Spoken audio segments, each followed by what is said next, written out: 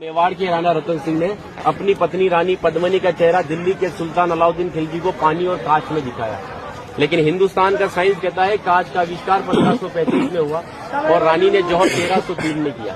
तो 237 साल पहले अपने हिंदुस्तान में कांच और मिरर नहीं थे। और अलाउद्दीन खिलजी के साथ में पर्सनल राइटर आया था जिसका नाम था अमीर खुसरो, जिसने उस समय किताब लिखी थी तारीख अलाई। उसने लिखा था कि मेवाड़ की महिलाओं ने अपने सतीत्व धर्म के खातिर जौहर किया और राजपूत कभी भी कॉम्प्रोमाइज करना नहीं चाहते थे। चित्तौड़ के ऊपर युद्ध होने का सबसे बड़ा रीजन था व्यापार, क्योंकि हिंदुस्तान में कभी भी कोई भी मुस्लिम कम्युनिटी पहले नहीं था।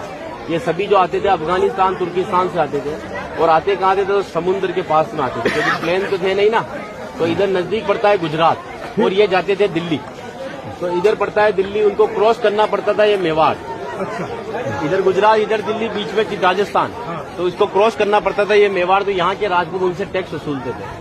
तो वो समय था 1299 का, जब अलाउद्दीन खिलजी पूरे हिंदुस्तान पर इस्लामी शासन चाहता था। गुजरात से जब दिल्ली की ओर रवाना हुआ तो यहाँ पर राणा रतन सिंह के पिता थे रावल समर सिंह। उन्होंने दिल्ली जाने से पहले उससे टैक्स लिया और टैक्स लेने के बाद में जब अलाउद्दीन दिल्ली पहुंचा तो मेवाड़ से नाराज कि मुझे दिल्ली में शासन करने के बाद में हर बार मुझे मेवाड़ को टैक्स देना पड़ेगा, इससे अच्छा है मैं मेवाड़ को जीत लूं। तो दिल्ली से वो 1.5 लाख सेना को लेकर मेवाड़ की तरफ बढ़ा।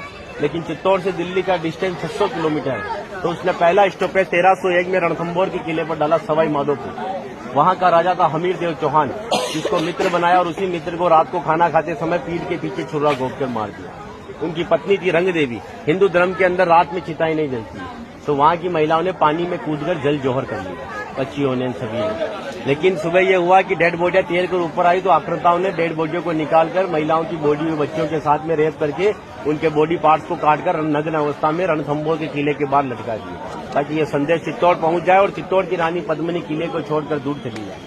1303 में जब अलाउद्दीन चित्तौड़ पहुंचा तो किले के ऊपर आने के लिए उसको 7 गेट क्रॉस करना था, तो इम्पॉसिबल था। तो उसने 1.5 लाख सेना को किले के चारों तरफ फैलाया।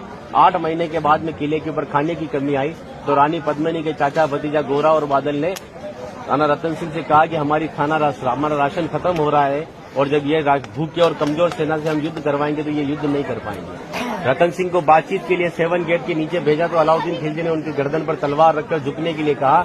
लेकिन मेवाड़ का राजपूत सर कटाने के लिए मंजूर होता है, लेकिन सर झुकाने के लिए कभी मंजूर नहीं हुआ। राणा रतन सिंह को धोखे से बंदी बनाया और रानी पद्मिनी को संदेश भेजा कि आप हमारे एजेंडा स्वीकार करो, हम दिल्ली चलेंगे। रानी पद्मिनी कहती है जो नरसंहार तुमने 2 साल पहले रणथंभौर के किले में किया तो यहाँ की महिलाओं के साथ में भी वही होगा। इस वजह से जहाँ मैं जाऊंगी वहाँ ये वीरांगनाएं चलेगी। 2 महीने का समय लिया। अलाउद्दीन खिलजी ने 700 डोलियां किले की ओर भेजी, लेकिन रानी पद्मिनी को पता था कि मेवाड़ में घूंघट सिस्टम है। तो हर एक सोल्जर को लेडीज पोशाक पहनाकर तलवार और भालों के साथ में उस पालकी में बिठा दिया और रानी पद्मिनी